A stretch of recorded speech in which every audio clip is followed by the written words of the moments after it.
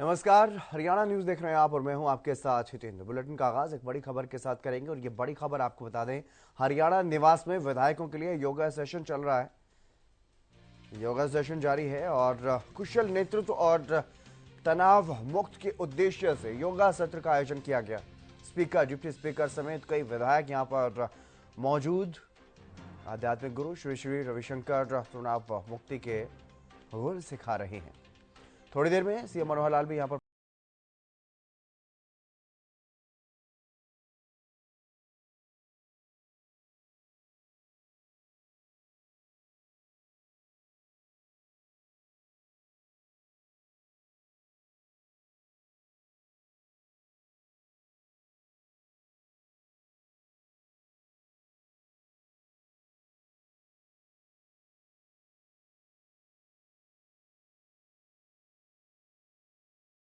गुरु श्री श्री रविशंकर तनाव मुक्त के गुरु को सिखाते हुए नजर आए। यहाँ पर योगा सत्र का आयोजन, yoga session,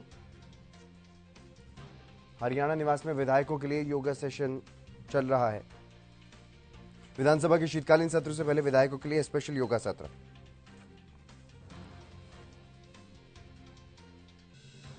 art of living संस्था की तरफ से यहाँ पर इस कार्यक्रम का आयोजन किया गया है। हरियाणा सरकार की तरफ से आयोजन करवाया गया और ये सीधी तस्वीरें आप देख पा रहे हैं। मुख्यमंत्री मनोहर लाल यहाँ पर इस कार्यक्रम में पहुंच गए हैं। ये लाइव तस्वीरें आपको दिखा रहे हैं, सीधी तस्वीरें। इस कार्यक्रम में शामिल होने के लिए पहुंचे हैं मुख्यमंत्री मनोहर लाल, क्योंकि ये सेशन काफी अहम हो जाता है। हरियाणा निवास पर यह कार्यक्रम, चंडीगढ़ से लाइव तस्वीरें आपको दिखा रहे हैं। मुख्यमंत्री मनोहर लाल पहुंच चुके हैं इस कार्यक्रम में शिरकत करने के लिए। योगा सत्र का आयोजन, स्ट्रेस मैनेजमेंट और हैप्पीनेस के लिए एक योगा सेशन का आयोजन यहां पर किया गया है। आर्ट ऑफ लिविंग की तरफ से एक योगा टीचर यहां पर पहुंचे थे और अब मुख्यमंत्री मनोहर लाल भी यहां पर पहुंच चुके हैं। स्पीकर वहां पर पहले से ही मौजूद, डिप्टी स्पीकर भी मौजूद और कई विधायक और मंत्री भी यहां पर पहुंचे हुए हैं इस कार्यक्रम में। और ये देखिए, मुख्यमंत्री मनोहर लाल का यहां पर स्वागत किया गया है। इस कार्यक्रम में पहुंचने पर मुख्यमंत्री मनोहर लाल इस कार्यक्रम में शामिल होने के लिए पहुंचे हैं। योगा सेशन, कुशल नेतृत्व और तनाव मुक्ति का उद्देश्य, ताकि स्ट्रेस मैनेजमेंट कर सकें आराम से, आसानी से सभी विधायक स्ट्रेस से दूर रह सकें और कुशल नेतृत्व कर पाएं। इसके लिए ये विशेष सत्र का आयोजन यहां पर किया गया है। विधानसभा का शीतकालीन सत्र चल रहा है। आज अंतिम दिन की कार्यवाही सुबह 11 बजे शुरू होगी, लेकिन उससे पहले ये एक विशेष सत्र, योग सत्र यहां पर रखा गया ताकि सभी विधायक इस कार्यक्रम में हिस्सा ले सकें और योग के माध्यम से स्ट्रेस मैनेजमेंट के बारे में जानकारी हासिल कर सकें और आसानी से स्ट्रेस को मैनेज कर सकें। विधानसभा स्पीकर इस कार्यक्रम में शिरकत कर रहे हैं। इसके अलावा डिप्टी स्पीकर भी पहुंचे हुए हैं और अब जिस तरह का यह कार्यक्रम रखा गया है, इस कार्यक्रम में आध्यात्मिक गुरु श्री श्री रविशंकर भी जुड़ेंगे और वो सभी विधायकों को मंत्र देंगे इस तरह का, ताकि आसानी से स्ट्रेस को मैनेज किया जा सके और कुशल नेतृत्व करने में योग से मदद ली जा सके।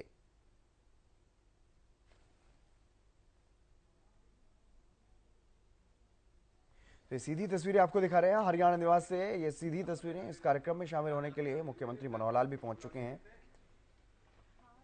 और अब वीडियो कॉन्फ्रेंसिंग के जरिए आर्ट ऑफ लिविंग के संस्थापक श्री श्री रविशंकर भी इस कार्यक्रम से जुड़ेंगे।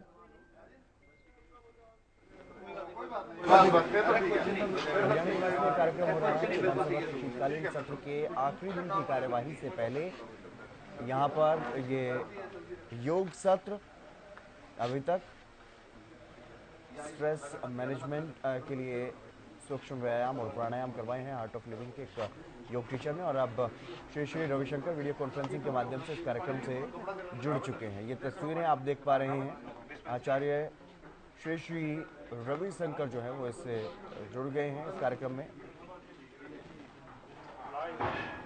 सभी विधायकों के लिए ये विशेष योगा सेशन बुलाया गया।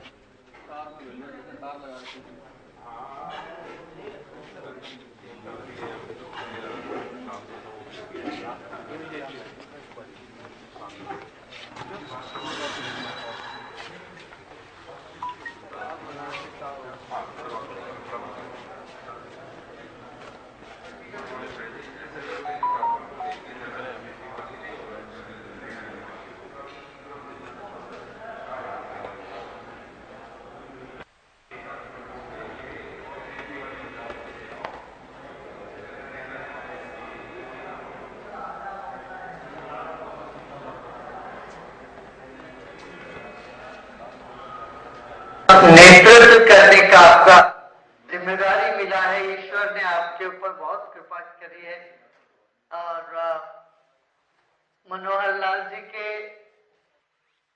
निस्वार्थ सेवा से यह प्रांत बहुत तरक्की करी है। मैं बधाई देना चाहता हूँ मनोहर जी को।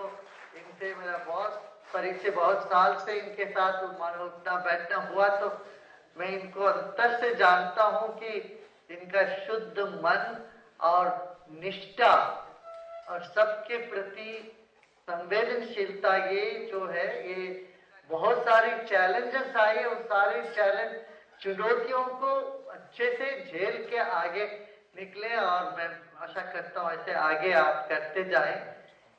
ये कुशल नेतृत्व का यही होता। भगवान कृष्ण ने कहा योगः कर्मसु कौशलम, कर्म में कुशलता ही आनी है, यही योग है। उसमें क्या, सबसे पहले संपर्क। हम अच्छे काम करते हैं मगर उस अच्छे काम को व्यक्ति तक, लोगों तक पहुंचाना है, उनके समझ में लाना है, ये काफी कुशलता की काम होती है। बहुत से लोग, बहुत से तरह तरह के लोग होते हैं। अक्सर क्या होता है, जो नकारात्मक मानसिकता के लोग हैं वो सुपर एक्टिव रहते हैं, वो ज्यादा क्रियाशील रहते हैं, और जो सात्विक लोग हैं और जिनका सकारात्मक मनोभावना है, ये लोग थोड़ा पीछे रह जाते हैं, ऐसा हमारा अनुभव है। अब कुशलता में ये है कि ये सात्विक लोग जो निष्क्रिय है उनको सक्रिय करना और नकारात्मक लोगों को थोड़ा थामना, ये एक बड़ा चैलेंजिंग काम होता है। मैं एक आपको उदाहरण देता हूँ। अभी मध्य प्रदेश में जो इलेक्शन हुआ उस वक्त भी हालत कुछ ऐसा ही था। तो जो सकारात्मक लोग तो सच में तेरे सब हो जाएगा, अपना घर पे बैठे रहेंगे। तो मगर जब कुछ लोग गए घर घर पे, आपका क्या मनसा है, आप जाओगे क्या, वोट दोगे क्या, ये पूछते वक्त वो बोले हमारे वोट से क्या होगा जी, वो सब हो रहा है, सब अच्छा काम हो रहा है। इस तरह से एक उदासीन भावनाएं थी।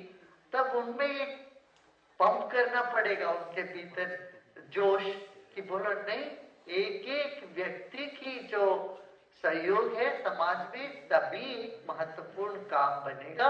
आप लोग करो, जाओ करके उनको थोड़ा धकेलना पड़ता है, सकारात्मक मानसिक भावों को ये हो। और जो नकारात्मकता से जूझ रहे उनको कहना, देखो भाई थोड़ा शांत हो जाओ। समाज में कुछ अच्छा होता है, कुछ अपना पसंद की होती है, कुछ नापसंद की होती है, मगर आपकी खुद की पसंदगी नापसंदगी बदलती रहती है। इस तरह से उनको समझाने से थोड़ा शांति से सोच के करो, जल्दीबाजी में कोई काम ऐसा ना करो। ऐसा करके नकारात्मक लोगों को थोड़ा ब्रेक लगाना पड़ता है। ये काम जो है सब मिलके करेंगे तब ये काम संपन्न होता है। एक तो सीधा सीधा नेतृत्व से जो काम होता है वो बहुत ही महत्वपूर्ण है, वही होना चाहिए। दूसरा है एक इनडायरेक्ट, जिसको कहते हैं अप्रत्यक्ष रूप से, परोक्ष रूप से लोगों को प्रेरणा देना। ये दो अंग, एक प्रत्यक्ष रूप से करना, दूसरा परोक्ष रूप से लोगों को सीधे रास्ते पर लाना। ये दो अलग अलग इसके आयाम है, मगर दोनों बहुत आवश्यक होता है। काम दोनों से होता है। हमारे शाह वेदों में बताया गया है, परोक्ष प्रिया ही वही देवाः, आत्मन आत्मन निद्रा मंत्रयता, अपनी आत्मसत्ता में विश्राम करे तो परोक्ष रूप में वो दैवी शक्ति काम करती है जीवन में। तो प्रतिनित्य जब हम सुबह उठते हैं 10-15 मिनट विश्राम करें। विश्राम कैसे, ये जानते हुए डोरी ईश्वर के हाथ में है, वो चलाता है, हम सिर्फ निमित्त है, ये एक मन में रखना है, नंबर 1। दूसरा है, पहले भी हमारे सामने चुनौतियां आई, मुश्किलें आई है, वो सब आज तक हमने ठीक से करते आए हैं और इस तरह से ये भी हो जाएगा, ये दूसरी बात है। तीसरी बात है, अपना संकल्प करते हैं और उस संकल्प को समर्पण करते हैं ईश्वर को। कोई भी संकल्प मन में कर लेते हैं, वो ध्यान के उपरांत संकल्प अच्छा होता है, संकल्प फलीभूत होती है।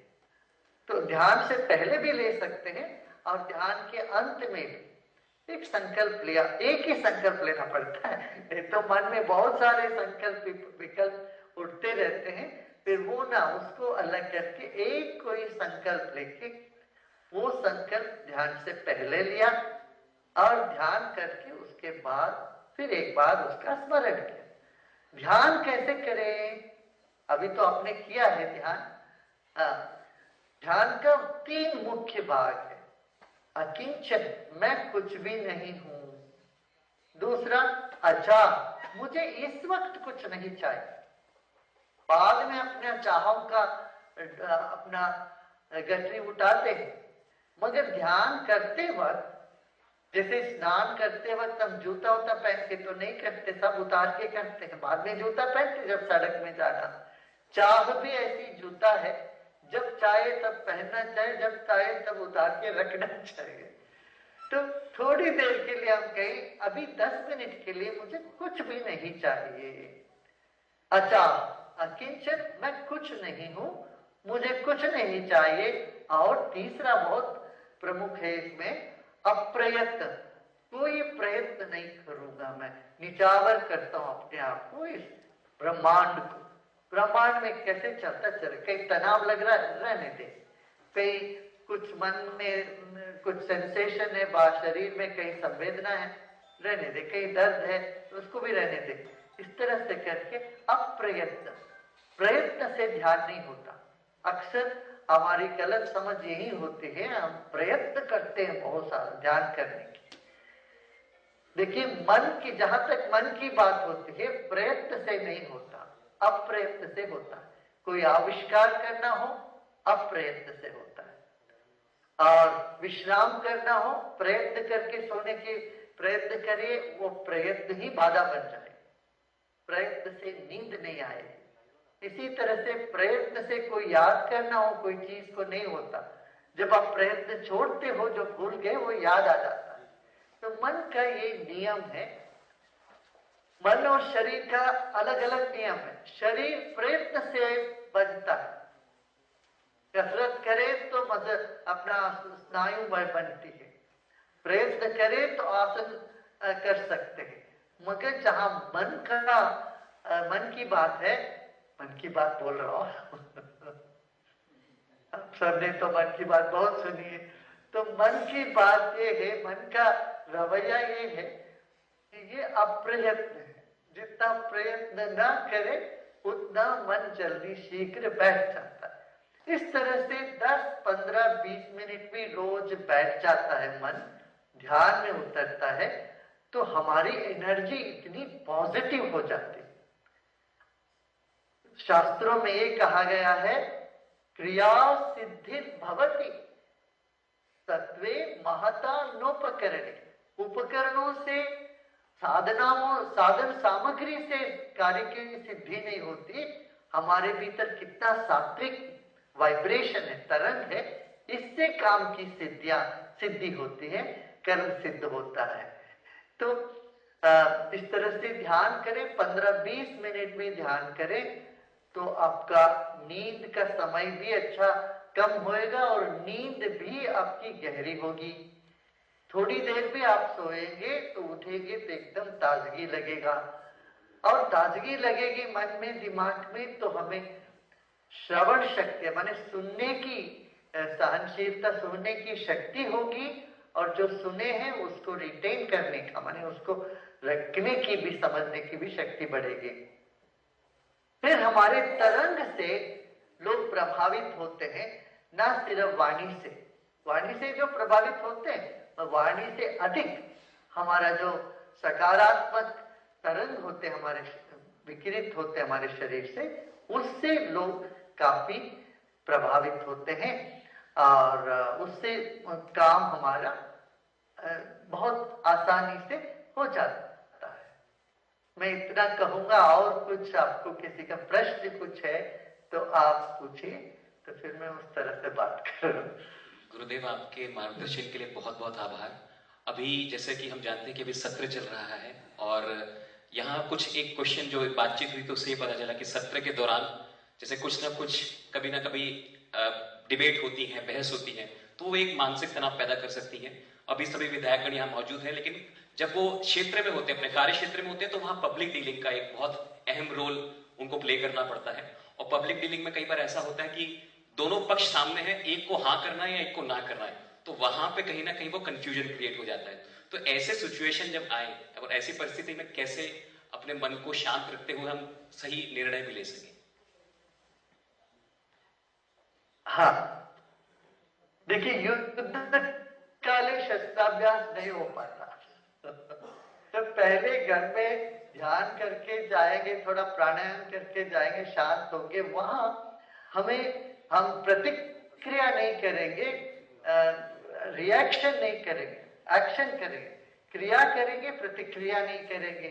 तो जब समस्या, जटिल समस्या सामने होती है, दोनों को सुना, अच्छा अपना देखते हैं करके उसी वक्त वहां निर्णय को अपना घोषित करने की कोई आवश्यकता नहीं। जब बहुत ज्यादा जटिल है तो वो वहां टाइम बाई करना अच्छा होगा, नंबर 1। दूसरा, सत्र में, जब सत्र में ये हो,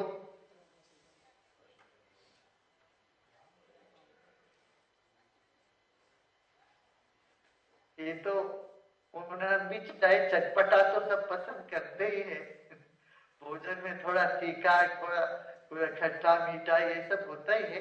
सत्र में वाद तो होना भी चाहिए।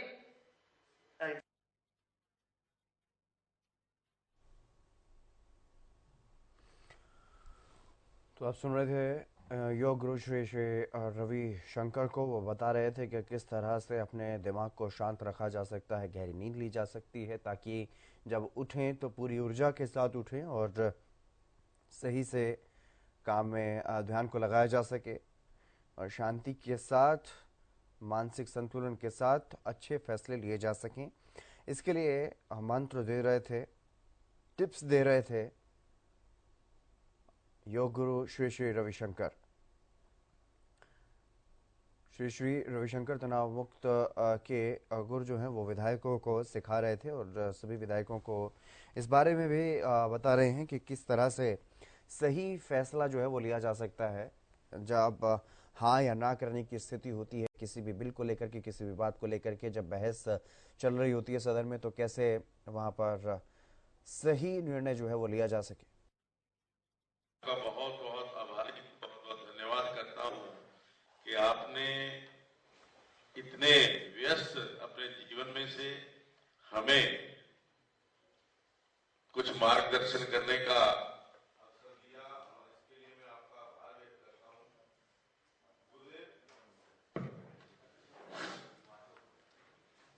गुरुदेव, ये जो हमारा राजनीतिक जीवन है, ये सुबह से शाम तक तनावपूर्ण माहौल के अंदर हम रहते हैं। वैसे तो आपने बताया कि इसके लिए जो योग और जो अपना व्यायाम है वो इसके लिए बहुत आवश्यक है। फिर भी कई बार तत्कालिक निर्णय जब लेने होते हैं उस समय हम जिस प्रकार से उसी समय निर्णय ना लें, लेकिन जब दोनों पक्ष सामने बैठे होते हैं, जब दोनों ओर से दबाव रहता है, अपना अपना पक्ष रखते हैं, तो उसी समय जैसा आपने कहा कि तत्कालिक निर्णय नहीं होना चाहिए, लेकिन उनके साथ साथ जो सच्चाई है उसके साथ कई बार खड़ा होना जरूरी भी होता है, मुश्किल भी होता है। तो उस समय हम किस प्रकार से रिएक्ट करें और किस प्रकार से अपना निर्णय लें, तो ये आपका मार्गदर्शन, आपका आशीर्वाद मिले तो मैं समझता हूं कि आगे हमें कार्य करने में जो कठिनता कई बार आती है वो दूर होगी। आपका स्पीकर के होने के नाते ये तो आपको रोज ऐसी तनावपूर्ण वातावरण तो आपको मिलेगा ही है। अच्छा, आप बड़े कुशल हो इस काम को संभालने में और आपके पद में तो आप हो, आसीन हो, तो आप बड़े कुशल तो हो ही। इसमें यही बात है, देखिए कोर्ट में भी कभी भी जजमेंट तुरंत नहीं देते। जब जज को पता है क्या सच है क्या नहीं सच है, वो क्या करते, उस वक्त तुरंत नहीं देते, बाद में देते। इससे उनकी न्यूट्रलिटी के ऊपर भरोसा लोगों के ऊपर होता है। ये एक बात है, एक छोटी सी। और दूसरी बात है, आप अपना अंतःस्फुरणा देखिए, आपके अंदर की मन क्या कहता है उस वक्त। उसका कोई क्राइटेरिया नहीं है, तरकीब नहीं है उसका। उस वक्त आपको लगे ये कहना, आप कह दीजिए, अब हो गया, और जो हो जाएगा देखा जाए। तो ईश्वर आपको ऐसा प्रेरणा दे देगा उस वक्त। इस वक्त मुझे ये बात कहना पड़ेगा, किसी को निष्कासित करना तो करना पड़ेगा, कोई स्ट्रिक्ट रूल लेना तो लेना पड़ेगा। सहनशीलता को हमेशा एक सीमा होती है। जब सीमा, सहनशीलता की सीमा से ऊपर जाने लगता है, तब हमें उस वक्त खड़ा निर्णय लेना पड़ता है। ये इसलिए मैं कहता हूं कि ये जो डंडा है ना, दंड को स्पेयरिंगली यूज करना चाहिए। कभी कभी हमेशा यूज करने से उसका वो चला जाता है। धन्यवाद गुरुदेव। जब आप यहाँ पर चंडीगढ़ में या हमारा विशेष तौर पर पंचकुला में आपका साधन निमंत्रण है, जब भी आप आए तो घर पर जरूर आशीर्वाद दें आकर के। मेरी आपसे ये निवेदन है, प्रार्थना है। एक प्रश्न अगर और ले लिया जाए तो डॉक्टर कोमल, आप में से कोई प्रश्न कोई पूछना चाहे गुरुदेव से तो मैं आमंत्रित करूंगा हमारे। अच्छा, आपका प्रश्न। गुरुदेव के चरणों में कोटि कोटि प्रणाम। गुरुदेव, मैं हरियाणा विधानसभा में कर्मचारी हूँ। मैं आपसे विनम्रतापूर्ण ये जानना चाहता हूँ कि जैसे कोई कर्मचारी पूरी अपनी मेहनत, लगन और अपनी कर्मठता से कार्य करता है, मगर उसे वो नहीं मिलता जिसका वो हकदार होता है, तो गुरुदेव मार्गदर्शन दें कि इसमें थोड़ा सा तनाव आना भी जरूरी है, तो वो उसका गुरु का प्रसाद समझ के या ईश्वर का प्रसाद समझ के उसको स्वीकार कर लेना चाहिए, उसमें क्या करना चाहिए? धन्यवाद।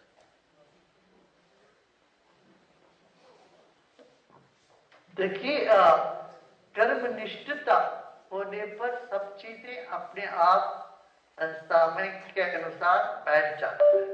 इसलिए हमें हर काम में तनाव तो होता है, इससे पीछे हटना नहीं चाहिए और हमें आगे करते रहना चाहिए। क्योंकि पहली बार नहीं, कई बार हमें पहले भी तनाव हुआ है, उस सब से हम आगे बढ़े हैं। ये स्मरण भी हमें मदद करेगा। गीता का अध्ययन बहुत आवश्यक है। गीता में भगवान ने यही कहा, युद्धाय विगत ज्वर। आप युद्ध करिए मगर ज्वर के साथ, तो शांत होकर के, प्रसन्न होकर के, मुस्कुराते मुस्कुराते आगे बढ़े। ये बात। जय गुरुदेव। गुरुदेव, संजीव विशिष्ट एपेक्स मेंबर पंजाब। आपका बहुत धन्यवाद, आज आप लाइव जुड़े। और मैं आपको विनती करूंगा कि स्पीकर साहब को भी जरूर आशीर्वाद दें और मुख्यमंत्री जी को भी, क्योंकि बहुत जल्दी अब हम हमारे जो विधानसभा के जितने भी वर्कर्स हैं उनके लिए भी, जितने भी एम्प्लॉयज हैं उनके लिए भी एक सत्र करेंगे, ताकि वो भी सीख सकें कैसे कुशलता से और तनाव मुक्त जीवन के लिए वो काम कर सके। अवश्य अवश्य, सबको बहुत बहुत प्रेम, बहुत बहुत श्री श्री गुरुदेव जी महाराज, सबसे पहले तो मैं आपका आभार प्रकट करना चाहता हूं कि एक ऐसे अवसर को इस कार्यक्रम के लिए चुना है कि जब हमारी विधानसभा का सत्र चालू है, और वैसे तो हम सामाजिक राजनीतिक व्यक्ति होने के नाते से समाज में लगातार घूमते हैं, लेकिन लगातार घूमने में अपनी बात कहने का एक अवसर होता है। हम अपनी बात कहते हैं, लोग सुन लेते हैं, मान लेते हैं, हम चले आते हैं। लेकिन ये विधानसभा का सेशन ऐसा होता है कि जब दो पक्षों के बीच में आपसी वार्तालाप रहता है और उसमें एक पक्ष अपने पक्ष की बात करेंगे, सत्ता पक्ष के लोग और विपक्ष के लोग उसमें कोई ना कोई आलोचना करेंगे और कोई ना कोई अच्छी और बुरी दोनों बातें उनकी तरफ से आती हैं। कभी अच्छी बातें आती तो हमको भी लगता है कि एक अच्छी बात बताई गई है, उसको फॉलो करेंगे, और कभी आलोचना के लिए आलोचना करते हैं तो उस नाते से उसको भी सुनना ही होता है। सुन करके ऐसे मामलों में और मैं कहूँगा कि स्पीकर साहब का दायित्व तो बहुत बढ़ जाता है।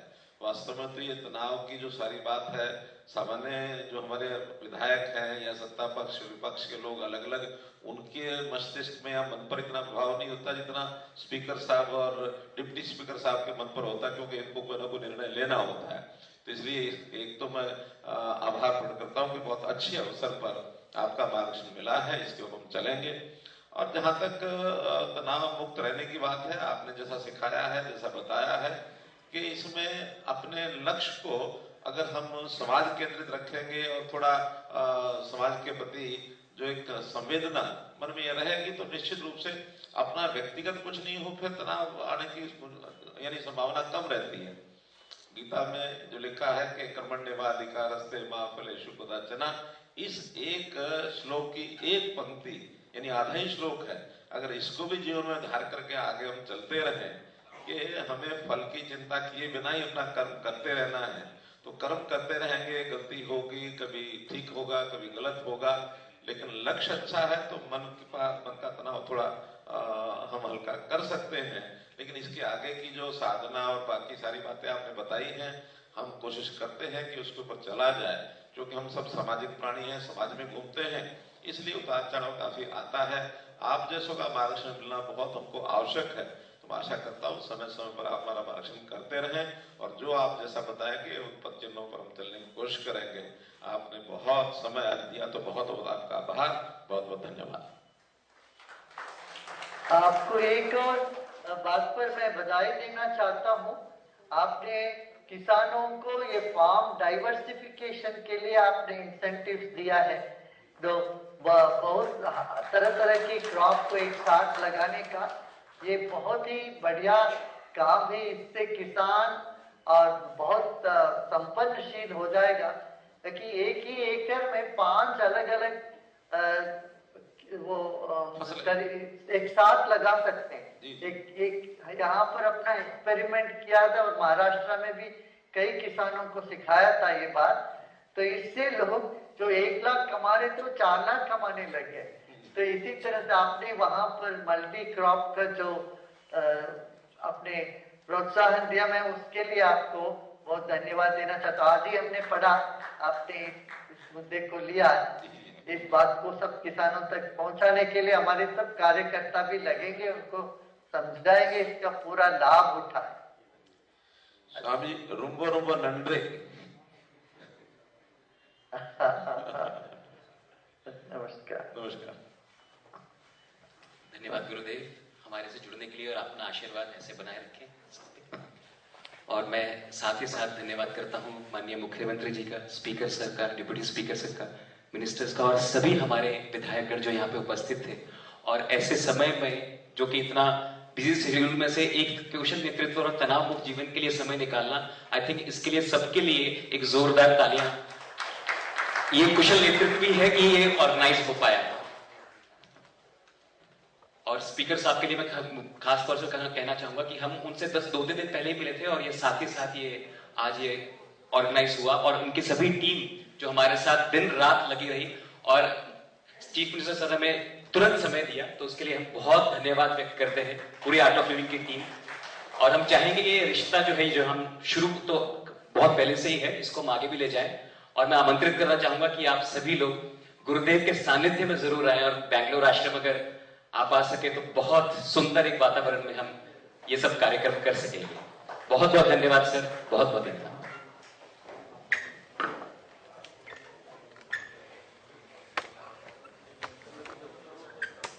सभी से निवेदन है कि नाश्ते का बाहर और सुना यहाँ पर यह कार्यक्रम अब बेहद महत्वपूर्ण यह कार्यक्रम हो जाता है, क्योंकि अपनी दिनचर्या में भी योग को शामिल करने की बात कही जाती है, और इसीलिए अंतर्राष्ट्रीय योग दिवस को लेकर के भारत सरकार ने एक महत्वपूर्ण पहल की थी। हर साल अंतर्राष्ट्रीय योग दिवस भी मनाया जाता है ताकि योग को बढ़ावा मिले और योग के महत्व को जान सकें लोग। लेकिन अब जब हरियाणा विधानसभा के शीतकालीन सत्र की कार्यवाही का आखिरी दिन है आज, तो उससे पहले एक विशेष सत्र सभी विधायकों के लिए रखा गया था। इसमें योग गुरु श्री श्री रविशंकर भी जुड़े और विधायकों के सवालों का जवाब भी देते हुए नजर आए।